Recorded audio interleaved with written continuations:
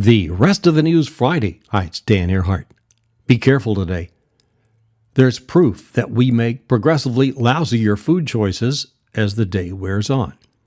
Thanks now to a new interactive map using app data showing healthier food choices just after a region of the world is bathed in the sunlight of a new morning, only to be followed by, later in the day, less than ideal nutritional picks, including junk food and candy.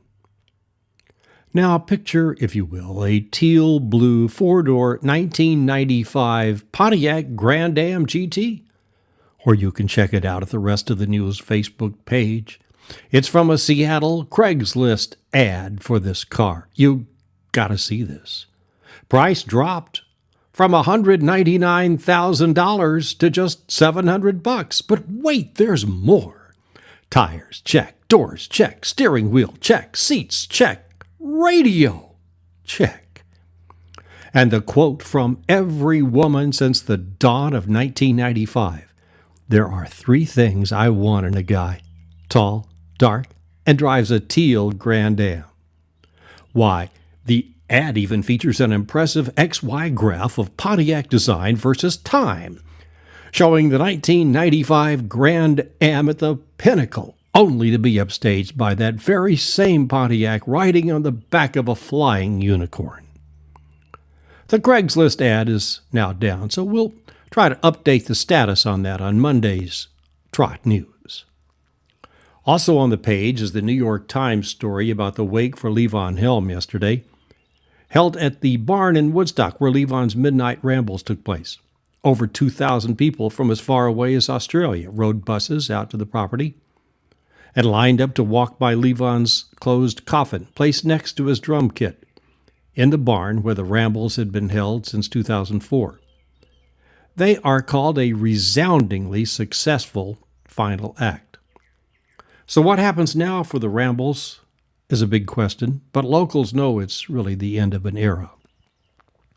And in a seeming bit of serendipity, yesterday, as the wake was happening, President Obama awarded Bob Dylan the Presidential Medal of Freedom.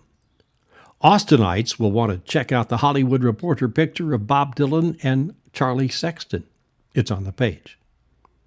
And also from the Reporter this morning, Rooney Mara will star in Brooklyn, the movie, from the book by British novelist Nick Hornby. The story is set in the early 50s. It's about a young woman torn between her family in Ireland and the New Yorker who has won her heart.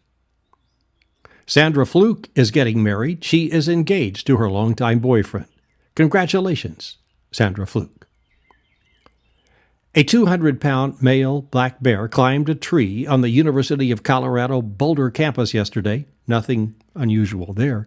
But the photo is, after being shot with a tranquilizer gun, the bear falls from the tree onto a big pillow, and the bear appears to be flying or levitating. An algorithm now exists that writes stories, like this one, for example, news stories, replacing an actual journalist, person sitting messily typing away at a computer keyboard, maybe even getting health coverage. Imagine an algorithm that can churn out news copy almost instantly, 24/7. Inside Music Media asks, could then Siri, the iPhone personal assistant, read those stories? Let's go back to that bear story for the answer, about bears in the woods. Well, no need to worry about some phony algorithm here at the Rest of the News. Facebook page views were up 195% last week. Thank you. Have a great weekend and come back Monday. Email Dan@therestofthenews.com.